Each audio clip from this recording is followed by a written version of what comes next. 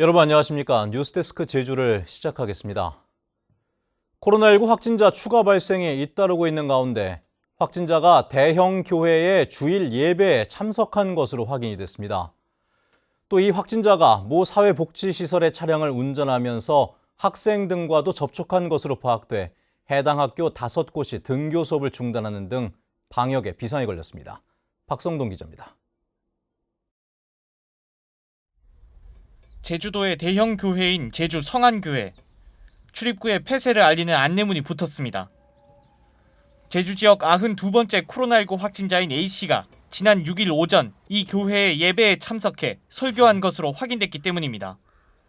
역학조사 결과 A씨는 지난 1일 수도권을 다녀왔고 함께 양성 판정을 받아 제주 90번 확진자가 된 가족 B씨와 지난 5일과 6일 3차례 교회 지하에서 열린 회의에도 참석한 것으로 파악됐습니다.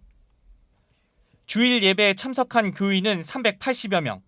방역당국은 해당 교회가 출입자 발열 확인을 거치고 마스크를 착용하도록 해 일단 예배를 통한 감염은 거의 없을 것으로 추정했습니다.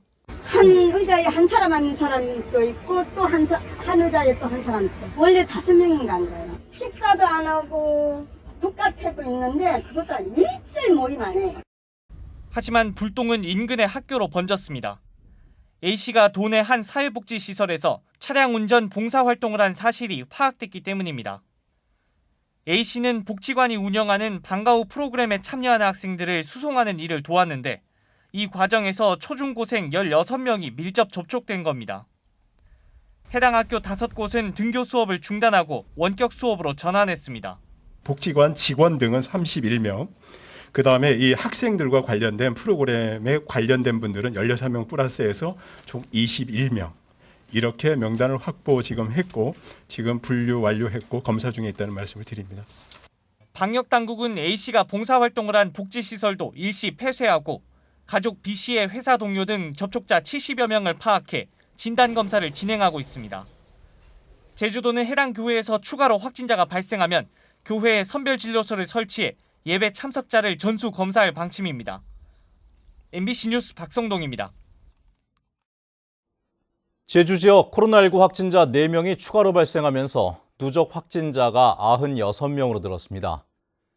제주도는 진주 이통장 관련 감염자인 91번째 확진자 가족 D씨가 기침과 인후통 증상으로 검사를 받은 결과 93번째 양성 판정을 받아 상세 동선을 파악하는 등 역학조사를 벌이고 있다고 밝혔습니다.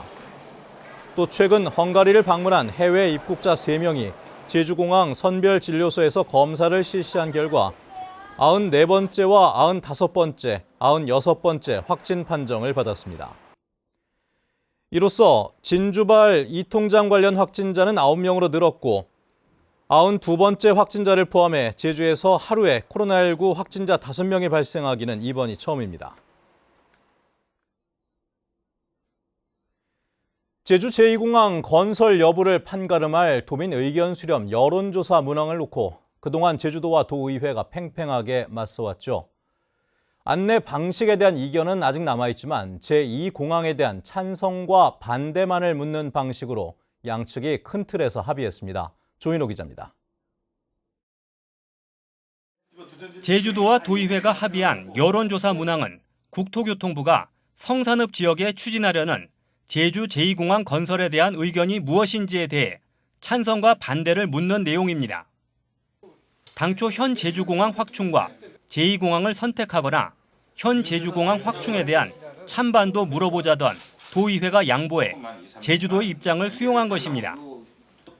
도의회는 여론조사 문항을 묻기 전에 제주도와 도의회가 공동으로 의뢰해 공항 인프라 확충에 따른 도민 갈등 해소와 정부 정책 결정에 반영하기 위한 조사라는 안내 문구를 들려주자고 제안해 제주도와 막판 협의를 진행하고 있습니다.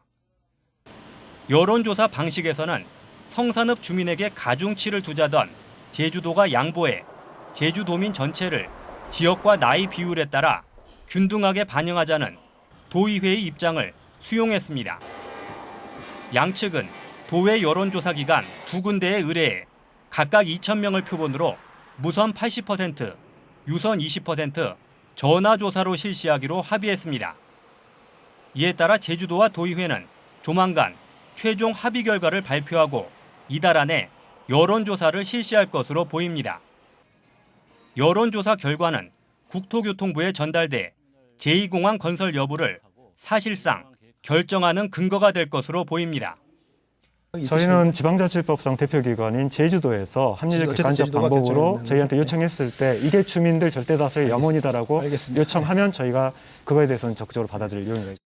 하지만 제2공항 찬성단체는 국책 사업을 여론조사로 결정하면 안 된다며 반발하고 있고 반대단체들은 현 제주공항 확충 방안도 물어봐야 한다는 입장이어서 조사 과정에서 진통도 예상됩니다. MBC 뉴스 조인호입니다. 지하 상가를 건설하면서 횡단보도를 없앤 제주시 중앙사거리는 그동안 무단 횡단 사고 위험과 교통약자 불편 문제가 끊임없이 제기돼 왔는데요. 제주시와 지하 상가 상인회가 상생 협약을 맺으면서 중앙사거리에 37년 만에 횡단보도가 설치됩니다. 김찬영 기자입니다. 왕복 4차로로 차량 통행이 많고 주변에 상가가 밀집해 있는 제주시 중앙 사거리. 지난 1983년 지하상가가 조성되면서 횡단보도를 없애 지하상가와 연결된 계단을 통해서만 길을 건널 수 있습니다. 어르신들이 좀 다니기가 불편한 걸로 생각하고 있어요. 예. 지하도로 다니게 되면은 좀 불편하니까 무단 횡단을 많이 하니까 또 사고 날 염려도 많고. 지상의 주변 상인들도 횡단보도 설치를 요구해 지난 2007년 자치경찰단 교통시설심의위원회는 횡단보도 설치를 의결했습니다. 하지만 지하상가 상인들이 방문객이 줄어든다며 반발해 설치 계획은 무산됐고 상인들 사이에 찬반 갈등으로까지 번졌습니다. 갈등은 제주시와 상인회 사이의 상생 협약으로 30여 년 만에 해결됐습니다. 제주시가 지하상가 입구에 승강기와 에스컬레이터를 설치해 이용 편의를 개선하는 조건으로 상인회를 설득하면서 철거 37년 만에 횡단보도 조성 사업을 확정한 겁니다. 저희들 입장에서도 그 엘리베이터, 에스컬레이터가 우리가 원하는 그런 시스템이 돼서 우리도 이제는 같이 상생해야 된다는 측면에서 합의에 이르렀습니다. 제주시는 내년 상반기까지 중앙사거리에 예산 29억 원을 들여 횡단보도 8곳과 승강기 4곳, 에스컬레이터 6곳을 설치할 계획입니다. 많은 사람들이 우리 지하상가나 칠성로 상가나 중앙로 상가를 더 편리하게 이용할 수 있는 기대 효과도 있을 거라고 생각합니다. 하지만 교통섬과 횡단보도 설치에 2억 원 정도로 마무리될 수 있는 사업을 이용량이나 효과 분석 없이 10배가 넘는 예산을 들여 승강기와 에스컬레이터를 설치하면서 배보다 배꼽이 더 큰 사업이란 지적도 나오고 있습니다. MBC 뉴스 김찬현입니다. 고교 무상교육비 자치단체 부담액 갈등과 관련해 제주도 의회가 중재안을 내 성사 여부가 주목됩니다. 문종태 제주도 의회 예결특위위원장은 내년 고교 무상교육 예산 240억 원 가운데 자치단체 법정 분담금 29억 원을 제주도와 교육청이 절반씩 부담하는 중재안을 제시하고 모레까지 수용 여부를 회신해달라고 요청했습니다. 제주도 교육청은 제주도 법정 분담금 29억 원을 내년 세입 예산에 편성했지만 제주도는 이 부담이 부당하다며 내년 예산에 편성하지 않았습니다.